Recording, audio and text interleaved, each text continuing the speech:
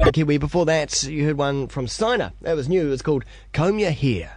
Comb Your Hair. 16 minutes past 9. The Radio Wammo Breakfast. Suckling on the teat of tech. With Paul Brislen.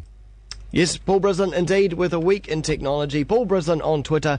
G'day there, Paul. How are you doing? I am very well. I was going to say, that was my default answer. I'm very well, thanks. Well, no, actually, I've got a damn head cold. You have. You sound all snuffly. Yeah. You just stay right where you are, caller. You keep your distance. Yeah. One day we'll be able to transmit bugs down a phone line, no doubt. And won't we be proud of that moment? Yes, yes, we've done it. We've done it. Oh, bugger. Wait a minute. Yeah. No, but I've popped all the right pills this morning, so I'm feeling on top of the world. Good.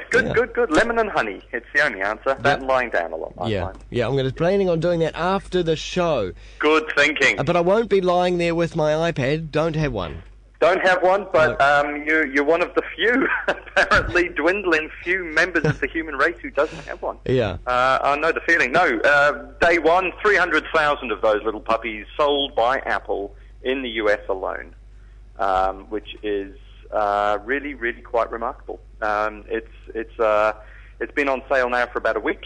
They haven't had the queues out the doors that you saw with the iPhone. Oh. But then it is a more expensive beast, and this is only they're going to have, I think, 4 different versions of it.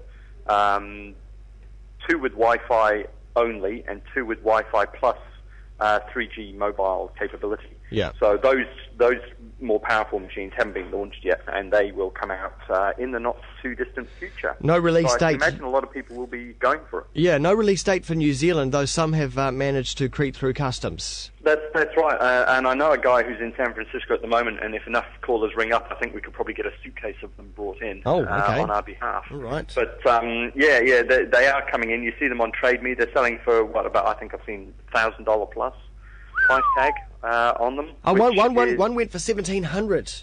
$1,700. It's oh ridiculous. My goodness. Oh, see, that's early adopter syndrome. I must have it because it's new. Yeah.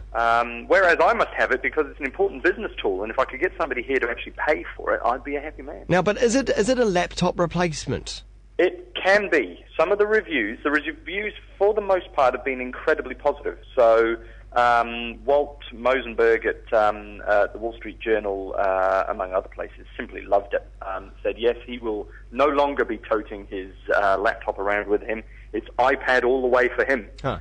Which is quite remarkable because it is just a slate. It's just a screen with, imagine your iPhone rolled out to 6 times its size, and away you go. Yeah. But most interestingly, I thought, was Rupert Murdoch, who agreed with me that this is the saviour of the newspaper industry. Is it, though?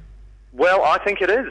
Why? I would subscribe to... You get newspapers at the moment. I can look at the New York Times website right now, and I will not pay for that. I will do it for free, but I won't pay for the New York Times website. But the New York Times, I would subscribe to. Now, okay. Using the New York Times as an example, I've seen the New York Times app in motion for the iPad. For the iPad. Yeah. And it's compared to actually viewing the website on the iPad through your Safari browser. It is substandard. Oh, you think so? Yeah, absolutely. Oh, in what regards? Well, the functionality. Kind of, you're not getting any. The information that you're getting through isn't any different to what you get on the website. No. But what you're getting is the newspaper. You're getting a visceral experience that's not what you get from a website. I look at newspaper stories all day long, and most of them come in clipping form, or they're on the website. Yeah. And I think you lose a huge amount of the value of a newspaper of knowing how they're laid out and where they are in relation to each other. That's traditional, though, isn't it? It is. I'm a very traditional person when it comes to my news. What you're talking about is an app that basically brings a PDF through to you. But I want an interactive PDF. I want one where I can go, oh, let's have a look at that. Is that a photo? No, it's a video. Right, I'll fire that picture of Obama up, and it is actually the press conference that the news report is all about. But you can do the same thing on the website. You can, but I wouldn't pay for it on a website because it's just a website. Well, then just view the website. An app on an iPhone, an app on an iPad, I would pay for because I think you're getting more than just the newspaper stories. You're getting the context. But aren't we moving away? Aren't we moving away from a format that is dictated to you by the editor of the newspaper? Certainly for websites, you've moved completely away from that, and I think we've lost something. And I like seeing a finished newspaper laid out the way the editor has chosen. You're a traditional man. Hey, I know. I'm very analog when it comes to this kind of thing. But one of the things I've learned over the years is the way you look when you're reporting a story. Whether you're standing up in front of a camera, 80% of the message that's being transmitted is in the way you look rather than what you're saying. And I think the same thing's true for newspaper stories. It's not so much what the newspaper story says, it's where it is in the newspaper and the screaming headline and the way it looks in juxtaposition to all the other stories on the page. If it's the only story on the page, you're more likely to read it because my God, it's dominating. It's everything. Look, it's the only story on the page. But don't you want an app that you can program in the parameters of what particular news, what particular keywords, what particular writers, what particular blogs you want through from that particular publication on that app, as opposed to seeing a digital representation of the physical thing? No, that leaves me cold. Because I don't want to sit there thinking, oh, now look, I've signed up for New York Times, and I've got the Guardian, and I've got the Herald on Sunday, and I don't want the Sunday Star Times, but I do want the Sunday News, and I better get Wammo's blog as well, and we'll mix in a bit of radio. By the time I've done all of that, I've lost the will to live, and I will never open the damn thing. I know, because I do this with Google News.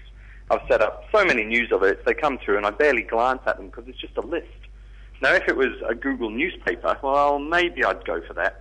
But for me, I want the New York Times, and then I want to read the Guardian, and then I want to read the UK Times, and then I want to read the Herald, and then I want to read the Dominion Times. How are the ads? Are there ads represented on this? Yeah, absolutely. Ads on there, I'll take the ads. I'm used to reading ads on a newspaper. I'd be quite happy reading them on an iPad as well, so long as they don't get in the way. And I think that's the difference between the newspaper application and a newspaper website, is that the ads on the websites have become increasingly more feral as the advertisers struggle to make them stand out from the crowd. And frankly, I don't want them to. I want them to be like in a newspaper, sitting quietly in their little box. So you're saying that the key for newspaper publishers will be to make their websites as unusable as possible to push people to the application. People to the application. Well, they've done a very good job of that so far for a lot of them, haven't they? It's really quite impressive. But the thing about the iPad is that it's all of those newspapers in one form. Plus, it's also all the books that I want to carry around with me. Plus, it's also all my music. Maybe it's a TV show or two. And all of that on one device. It doesn't have to be the iPad. I think Google's coming out with a slate.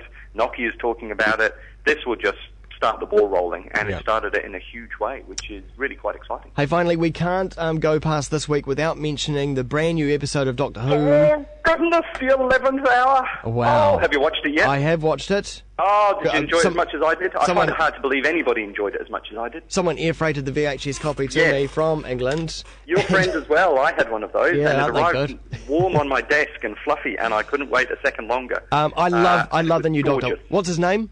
Matt Smith. Matt Smith. He's 12 years old. Yeah. He looks like an alien. He acts like an alien, and the writing was sublime. It was fantastic, wasn't it? I couldn't get enough of it. It's the writer of the one of the best episodes of Doctor Who in recent times, Blink. What's his name? Yeah, Stephen Moffat. Stephen Moffat, and he's just taken over running the show from the man who brought it all back. And if you ever want a good gift for a Doctor Who fan, go and buy the Writer's Tale by Russell T. Davies and a guy called Ben, who interviewed him for a magazine article and just grew up to being a book about, so how do you write Doctor Who? And it takes you through the 5 years of him writing the series, and it is just incredible. It's an astonishing piece of work. But the new Doctor Who, when it's on Prime, I will watch it, I'll buy the DVDs, I'll buy the new sonic screwdriver and probably some other bits and pieces too, because it was just gorgeous. Did your friend also ship over the Doctor Who Confidential? No, my friend's lazy like that. He never watched any of the Doctor Who Confidential. Well, I'll ship over my copy of the VHS to you. Jolly good. To watch the Confidential, because that's quite a good look, the whole behind the scenes and where they're actually at the table reading out some of the scripts and some of what goes on there. It's quite good.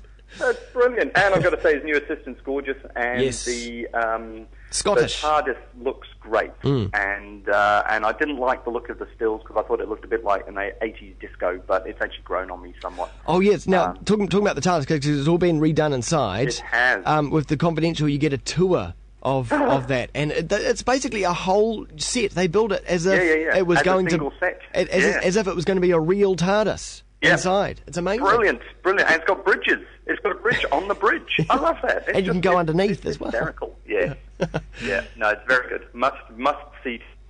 Good. All right. Thank you very much, Paul. Anytime. Paul Brislen on Twitter. He is, and we were just talking about the iPad and the brand new Doctor Who, which will be screening sometime here on Prime. Sometime.